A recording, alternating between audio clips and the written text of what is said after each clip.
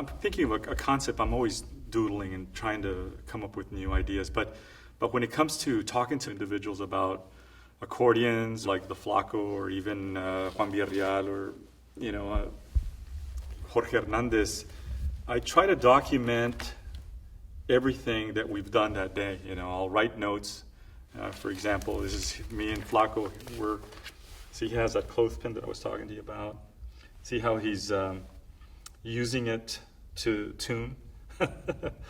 So this is important for me. To document it because, first of all, I don't want to forget, but I think it's important, especially when you're dealing with maestros like Flaco or the others, to kind of keep a record of what's going on. The same thing with, notes on the way he sets up his tuning.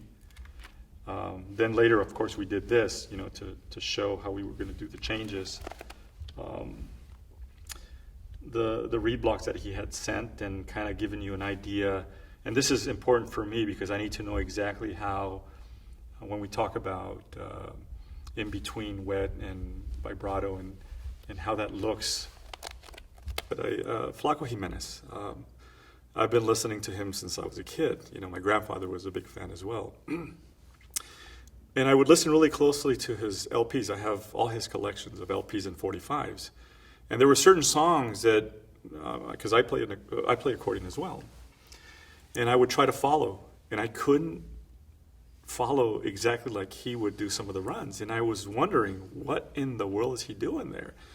And I would just, hit my head on the wall trying to figure this out. And I'm thinking, no way he could have done this. Or no way he could have done it this way, because this is crazy if he does it this way. Well, sure enough, later in life, when I started, having conversations with Flaco and talking to him about his accordion, he started telling me about his secrets on what he does. And there was one particular song, for example, Don Son Juarez. He plays it in an E minor, and there's a run there that I just could never figure out until he told me how. So tell us about that. What do you have in your hands there, Gilbert? Well, this is a Flaco Jimenez accordion. And like I said, this belonged to him, so he changed the two notes up here. So to be able to do, for example, this one right here. See right there? You can't do it with just a standard factory accordion. Or this, like when he's doing this. See this one right here? Right there, you can't do that either with a standard.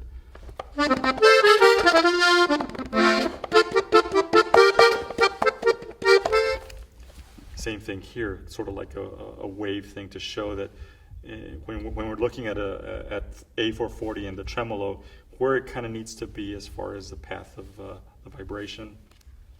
And other notes, how he, for example, how he changes.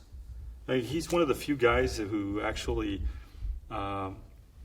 removes the tongues and places them on. That used to be done by the old tuners back in the day, and he's the only one that I know as a musician who knows how to do this, to be able to rivet the tongues into the reeds. That's why I had to document that. I thought, wow, that's crazy. Never seen that before. And of course, everything from the whole process of getting his signature for the accordion to what else? Then going back and forth with the factory to make sure that we've got all the details right. When you see a young person, whatever age that might be, with one of the Hohner accordions that you've helped design or evolve in their hands, what do you feel? Oh yeah, what is it? I don't know. It's just it's like Flaco saying every note that you touch, makes you want to cry. That's how I feel when I see some kid playing an accordion that I designed or I had something to do with it. It's just like it becomes emotional, if you will. I'm thinking, wow, I had a part in that. I tell myself every time I see that. Oh, absolutely.